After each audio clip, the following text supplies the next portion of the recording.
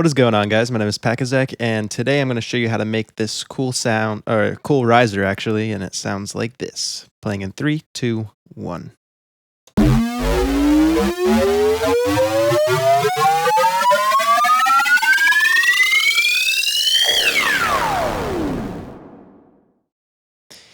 Yeah, it's pretty neat. Basically all it is, it's using Sytrus, so it's basically using an operator that's being modulated by another operator, and then it's running through a high-pass filter that's basically going like this. It's going up. Oops, wrong one. It's going up, up, up, up, up, up, up as the riser happens. So it's cutting off more and more low frequencies as the riser continues. And then at the end, it drops back down. And that's what you can see right here. The automation here, it's going up, up, up, and it drops down at the very end. That's what gives that last part like that dropping effect. So it's like a rise and fall all in one kind of. And so basically all it is, I got operator 1 here, which is just a weird wave I constructed just using these little faders here. I guess it's like a little bit, hold on a sec. What would this be normally? I think so it's like a saw wave, but it's a little bit above it. So it's like, gets that center vertical line in there. And then I just messed with all these. I added the sine shaper to make it more siny, I guess, to get those curves in there. And I just kind of messed with it until I sounded kind of cool. And I made it a weird frequency ratio just because. And then I'm modulating it by operator 2, just by a little bit. About negative 54% or so.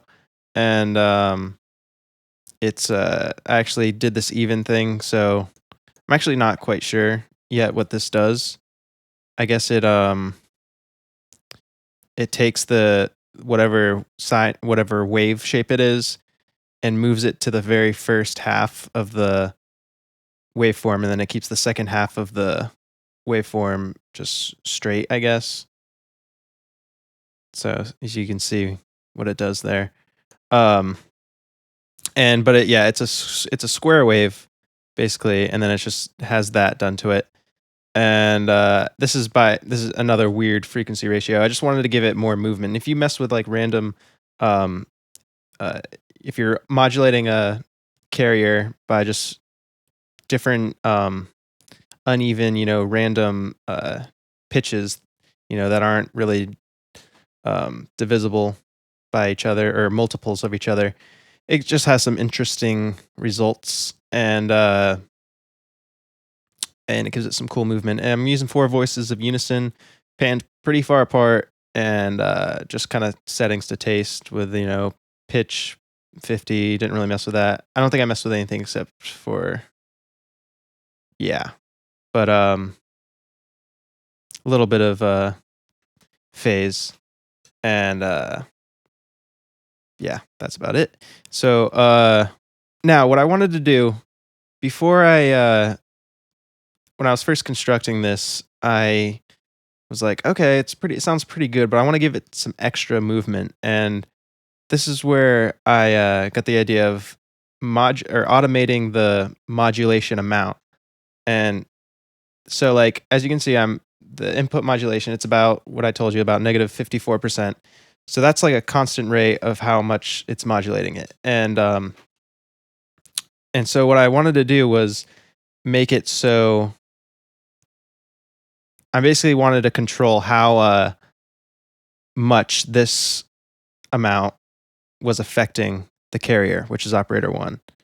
I wanted to kind of like the mix amount of how much of this is affecting it. And so at first I didn't do this. I didn't do the LFO, but I actually changed the mod X. So I linked the modulation to this little guy here, and I started playing it, and I moved it like back and forth, and it gave it some cool movement. I'll just do that right now as a demonstration.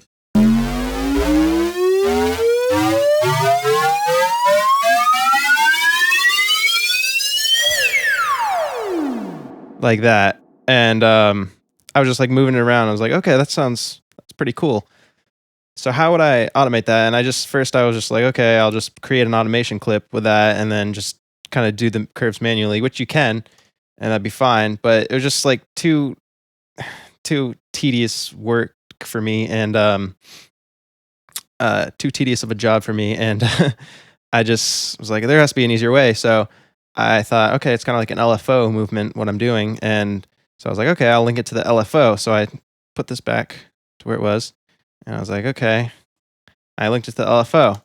And I was like, oh, but it's just a constant rate. It's not speeding up. And that's what I wanted it to do as the riser happened.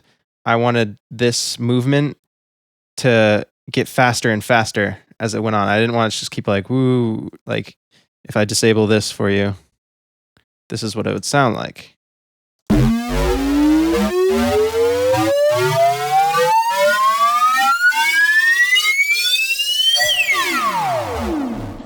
Yeah, and I didn't really want that, so I just automated the speed of the LFO, which is this knob right here. So I just made it so it gradually got faster and faster and faster. And that's just, and as you can see as I play it, this graph here will get faster and faster, more a higher and higher speed.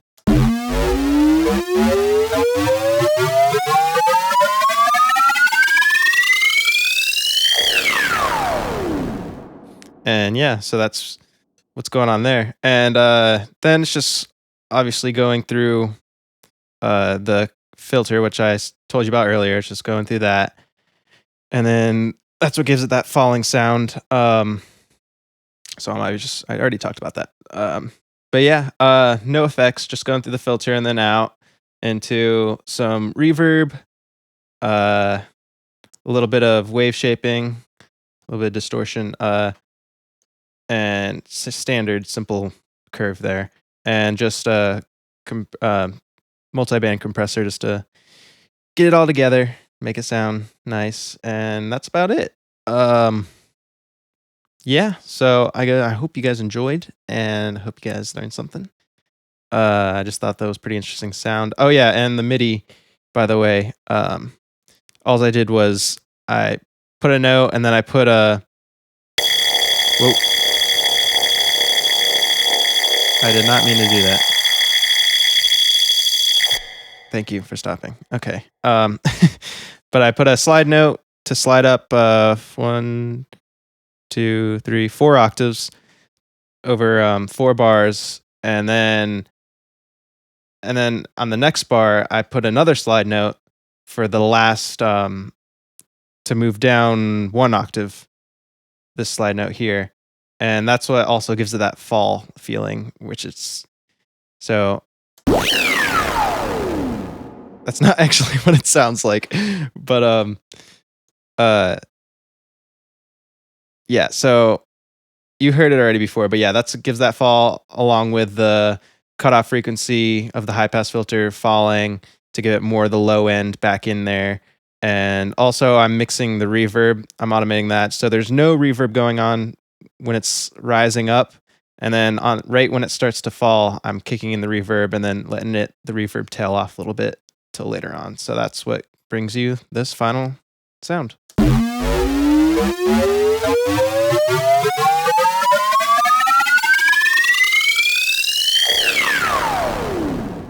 I'm just letting the reverb kind of end there. So yeah, that's it. I hope you guys liked it. Let me know if you have any questions about this. Don't forget to like, comment, and subscribe. And go like my Facebook page if you can. That'd be really awesome. And yeah, that's all I got here. So I'll see you guys next time.